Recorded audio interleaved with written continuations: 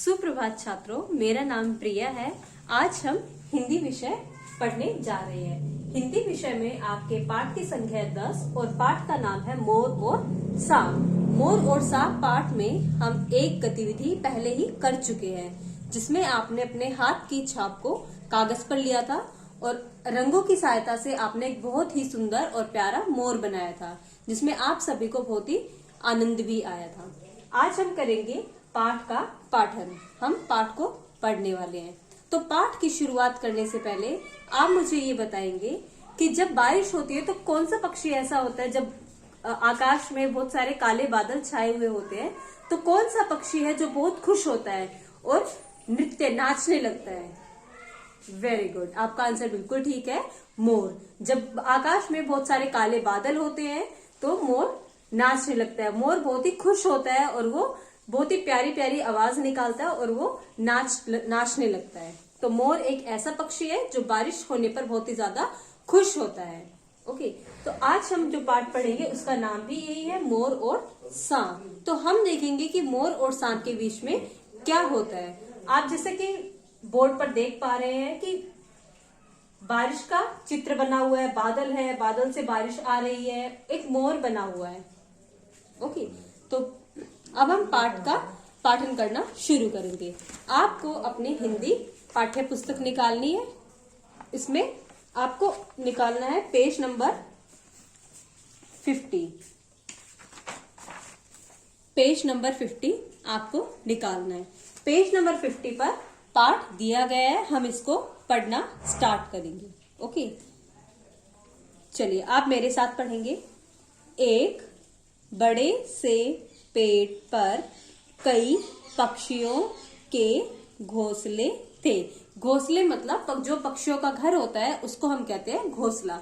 जैसे हम अपने घर में रहते हैं, हमारा घर सीमेंट से, पत्थर से और सुंदर सा उस पे कलर हो रखा है, तो ऐसे ही जो हमारा घर होता है, ऐसे ही पक्षियों का भी, पशुओं का भी अपना अपना घर होता है। और पक्षियों के घर को हम कहते हैं घोंसला। और पक्षी अपना घोंसला कहाँ बनाते हैं? वेरी गुड, पेड़ पर, पेड़ की टहनियों पर। Very nice. पेड़ के कोटर में एक तोता भी रहता था। पेड़ की कोटर मतलब जो पेड़ का तना होता है उसमें थोड़ा सा जगह बना के जो तोता पेड़ के तने में छेद करते करते अपना एक घर बना लेता है, उसको कहते हैं कोटर। और पेड़ के कोटर में क्या था? एक तोता भी रहता था।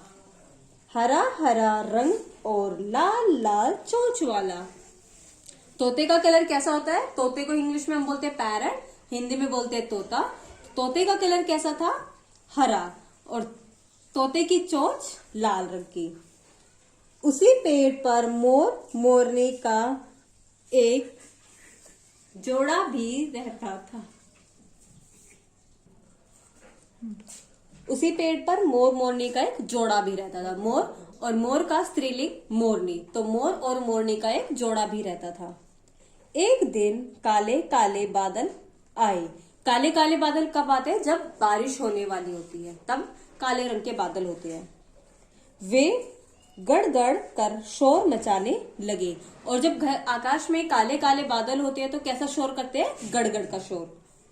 वे मोर उन्हें देखकर झूम झूम कर नाचने लगा। और जब काले बादल होते हैं तो मोर क्या करता है? मोर बहुत ही ज्यादा खुश हो जाता है। सबसे ज्यादा खुश कौन सा पक्षी होता है? मोर। और जब काले काले बादल हुए तो मोर बहुत ज्यादा खुश हो गया और वो नाचने लगा। मोरनी भी इधर उधर फुदकने लगी, और जो मोर के साथ जो मोरनी थी वो भी इधर उधर फुदकने लगी। तभी मोर को तोते की टे टे सुनाई दी। क्योंकि पेड़ की कोटर में एक तोता भी रहता था, तो मोर ने क्या सुना? तोते की आवाज सुनी। उसने नाचना छोड़कर ऊपर देखा, और मोर ने नाचना छोड़ा और देखा कि किसकी आवाज आ रही है, तो उसने ऊपर देखा। पेज नंबर 51 पे ओपन करेंगे आप। सब पक्षी पत्तों में छिप गए थे। जो और बाकी जितने भी पक्षी थे जो पेड़ पर रहते थे, जैसे तोता, मोर, मोरनी, और उनके भी अलावा और भी बहुत सारे पक्षी थे जो पेड़ पर रहते थे। तो सारे सभी पक्षी पत्तों में छिप गए थे, काले काले बादल हो गए थे, मोर नाचने लगे थे, तोता आवाज निकालने लगा था। तो बाकी सारे पक्षी क्या हो गए थे, पत्तों में छिप गए थे। तोता अब और जोर जोर से टे टे करने लगा। तो तोता जो था वो बहुत जोर जोर से टे टे करने लगा, वो आवाज निकालने लगा बहुत तेज तेज से। तो क्या हुआ था, क्यों वो इतने तेज से आवाज निकाल रहा था, चलिए हम देखते हैं। मोर को लगा तोता उसे बुला रहा है।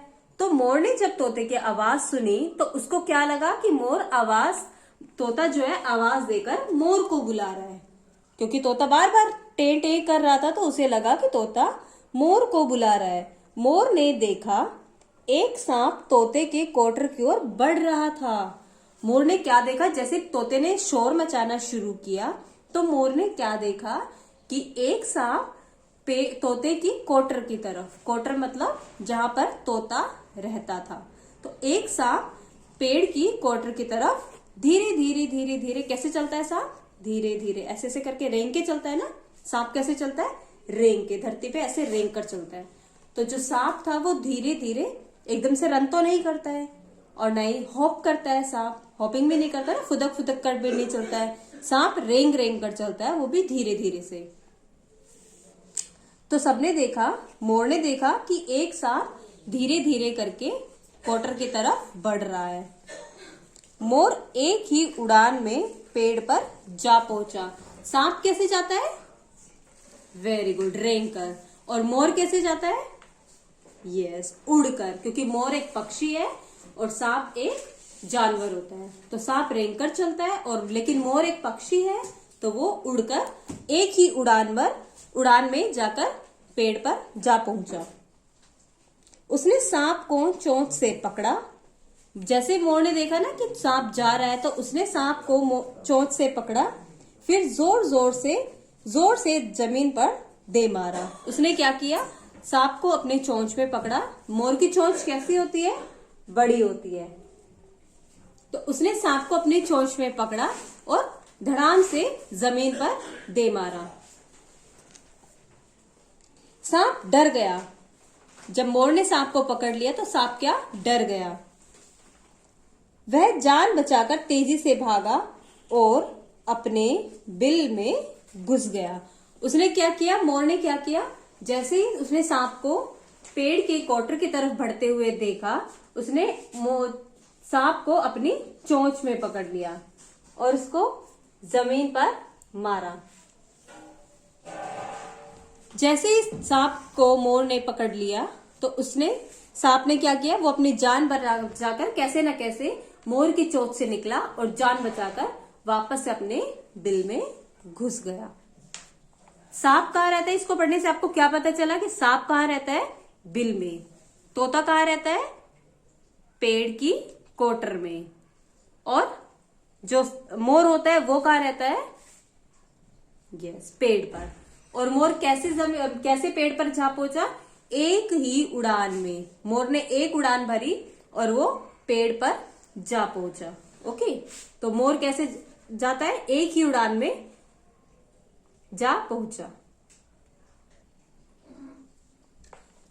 तो ये हमारी यहाँ पे जो कहानी है मोर और सांप, ये पूरी होती है। तो इस पाठ को पढ़कर आपको क्या शिक्षा मिलती है, क्या आपको सीखने को मिलता है, यस, वेरी गुड, आपको दूसरों की सहायता करनी चाहिए। जब कोई दूसरा इंसान या कोई भी दूसरा बच्चा या कोई भी इंसान आपको अपनी मदद के लिए पुकारता है तो आपको उसकी मदद के लिए तुरंत जाना चाहिए। हो सकता है वो किसी मुसीबत में हो और उसको आपकी हेल्प चाहिए हो, आपकी सहायता की जरूरत हो और आप उसकी सहायता कर पाए। तो जब भी कोई आपको अपने सहायता के लिए बुलाता है आपको तुरंत जाना चाहिए। ओके, तो अब एक बार फिर से हम रिकैप कर लेते हैं स्टोरी का। एक मोर होता है, एक सांप होता है और एक तोता होता है स्टोरी में, कहानी में। ओके, तो जैसे ही आकाश में काले काले बादल होते हैं तो क्या मोर नाचने लगता है और उसके साथ में मोरनी भी नाचने लगती है। लेकिन तोता क्या, जो क्वार्टर में तोता बैठा हुआ था वो तेज तेज से क्या करता है, यस, वेरी गुड, टे टे करता है। तोते की आवाज होती है ना, टे टे करके बुलाना, तो टे टे करके बुलाता है। मोर सोचता है कि तोता मुझे बुला रहा है। तो जैसे ही मोर तोते के पास में जाता है तो वो देखता है कि एक सांप धीरे धीरे रेंगकर कोटर की तरफ बढ़ रहा है। तो वो क्या करता है, तोते को बचाने के लिए सांप को अपनी चोंच में पकड़ता है, अपनी चोंच में पकड़ लेता है और उसको जमीन पर गिरा देता है। फिर सांप डर जाता है और वो दुबक के अपने बिल में घुस जाता है। सांप कहाँ रहता है, बिल में, और मोर कहाँ रहता है, पेड़ पर। जब काले घने बादल होते हैं तो कौन सा पक्षी खुश होता है, मोर या सांप? सांप तो पक्षी नहीं होता है, सांप तो पशु होता है। तो सांप ये एक जीव होता है। तो ये सांप किस में रहता है, बिल में रहता है। और कौन खुश होता है, मोर खुश होता है। और बाकी सारे पक्षी भी बहुत खुश होते हैं, लेकिन मोर जब खुश होता है तो वो नाचने लगता है, अपने पंखों को फैला लेता है, जैसे ये मोर ने फैलाए हुए हैं ना, ब्लू कलर के डॉट्स होते हैं उसके पंख पर। तो अपने पंखों को फैलाता है और नाचने लगता है खुश होके। जब बारिश होती है तो मोर को बहुत अच्छा लगता है। ओके, तो आपने ये स्टोरी को आज पढ़ा है, ये कहानी को हमने पढ़ा है, मोर और तोता, मोर और सांप। और इसकी ये वाली एक्टिविटी हम पहले कर चुके, गतिविधियां पहले ही कर चुके। अब आपने ये चैप्टर पढ़ा है, ये स्टोरी पढ़ी है। Now you will take your homework. अब आप अपना गृह कार्य सुनेंगे। आपका गृह कार्य है कि आपको पेज नंबर 50 और पेज नंबर 51 पढ़ना है। ठीक है, आपको इसको अच्छे से पढ़ना है। जो भी आपको कठिन शब्द लगे उसको पेंसिल से ऐसे अंडरलाइन करना है, उसके नीचे लाइन लगानी है, ताकि आपको पता चले कि कौन सा कठिन शब्द है। और जो शब्द आप नहीं पढ़ पाते हैं उसको ब्रेक करके, आधा आधा करके, हाफ करके उसको फिर जोड़ के फिर पढ़ना है। इससे आप आराम से उसको पढ़ पाएंगे।